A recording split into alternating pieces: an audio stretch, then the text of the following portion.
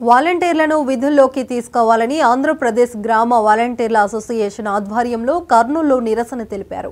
అంబేద్కర్ భవన్ నుంచి వాలంటీర్లు కలెక్టర్ కార్యాలయం వరకు ర్యాలీగా వెళ్లి న్యాయం చేయాలని నినాదాలు చేశారు.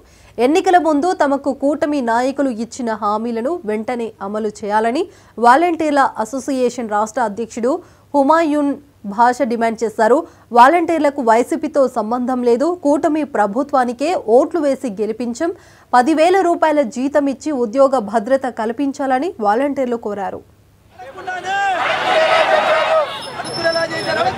వాలంటీర్లు అడగకుండానే హామీ ఇచ్చి మీకు 10,000 జీతం ఇస్తాం, మీ వ్యవస్థని కొనసాగిస్తాం, మీకు 5,000 ఏం సరిపోతాయి, 10,000 ఇచ్చే బాధ్యత మాది, మీకు చట్టబద్ధంగా ఉద్యోగ భద్రత కల్పించే హక్కు మాదని చెప్పి ఈరోజు నారా చంద్రబాబు నాయుడు గారు మరియు పవన్ కళ్యాణ్ గారు అలాగే బీజేపీ వీళ్ళు ముగ్గురు కలిసి వాలంటీర్ల మెడకి ఉరితాడు బిగించారు.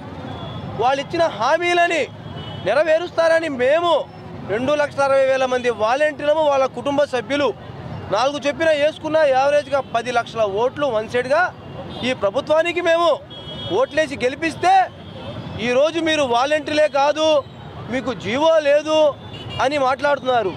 వాలంటీర్లకు జీవో లేకపోతే మీరు జీవో ఇవ్వండి, మిమ్మల్ని ఎందుకు ఎన్నుకున్నాం మేము, మీరు మమ్మల్ని కొనసాగిస్తారనే కదా. ఒకవేళ జగన్మోహన్ రెడ్డి గారు జీవో ఇచ్చినా అది ఆగస్టు అయిపోయింది కదా, అక్కడి నుంచి ఇవ్వాల్సింది మీరే కదా, మీ చిత్తశుద్ధి మీరు కాపాడుకోవాలి కదా.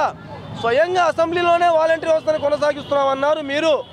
జగన్మోహన్ రెడ్డి గారు ఏదైతే వాలంటీర్ వ్యవస్థకి జీవో ఇవ్వలేదు, మాకు చిత్తశుద్ధి ఉంది, మేము జీవో తెస్తామని చెప్పి మీరు ఈరోజు జీవో లేదని చెప్పి ఇన్ని అబద్ధపు హామీలు ఇచ్చి ఈరోజు 2,60,000 మంది వాలంటీర్ల కుటుంబాలను రోడ్డున పడేసిన చరిత్ర ఏదైనా ఉందంటే అది ఎన్డీఏ గవర్నమెంట్కే. ఎప్పటికైనా ఇది మీకు ఒక